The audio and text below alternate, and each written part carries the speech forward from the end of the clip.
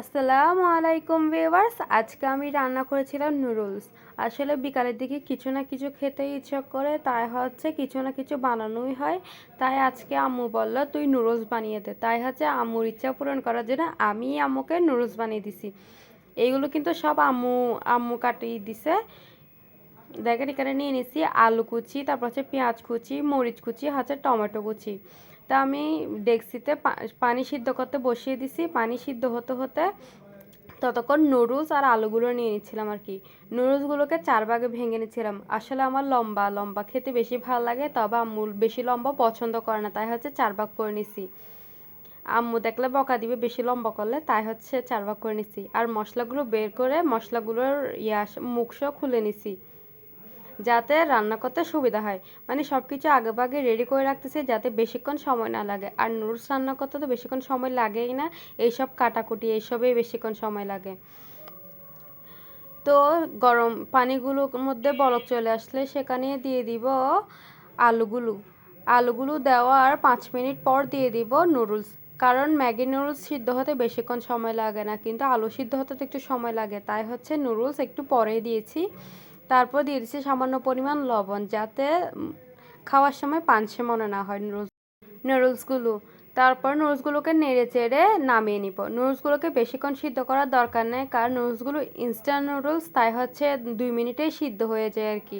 তাই বেশিক্ষণ নাড়াচাড়া করলে সেটা ভর্তা ভর্তা টাইপের হয়ে যাবে, তখন নুডলস খেতে বেশি ভাল লাগে না আর কি। তাই আমি চেষ্টা করি খুব কমভাবে সিদ্ধ করার জন্য। তারপর নামিয়ে নিব, একটি পানি ঝরিয়ে রাখবো কিছুক্ষণ নুডলসগুলো। আপনারা চাইলে নুডলস সিদ্ধ করার সময় সামান্য পরিমাণ তেলও দিতে পারেন, তবে আমার ওইটা ইচ্ছা করলো না, তাই দিলাম না আর কি। আপনারা চাইলে দিতেও পারেন।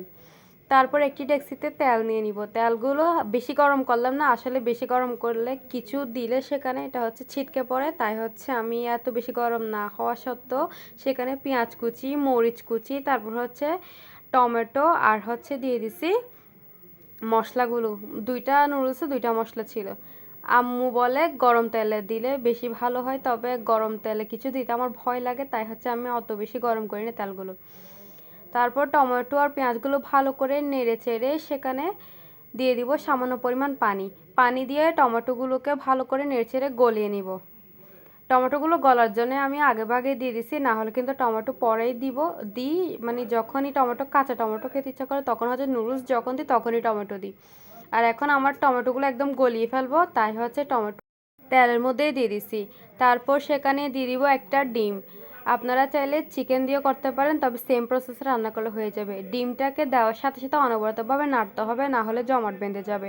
ডিমটাকে ভালো করে নেড়ে চেড়ে সেখানে দিয়ে দিব নুডলস দিয়ে ভালো করে নেড়ে চেড়ে নিব। নুডলস দেওয়ার পর বেশিক্ষণ নাড়ার দরকার নেই, কারণ নুডলসও গরম ছিল, এগুলোও গরম। এমনি সামান্য পরিমাণ নেড়ে চেড়ে মিক্স করে নিলে হবে। তারপর একটি প্লেটে নিয়ে নিছি, আমি আর আম্মু একসাথে খাবো। উপর দিয়ে সসে ঢেলে নিছি। আল্লাহ হাফেজ।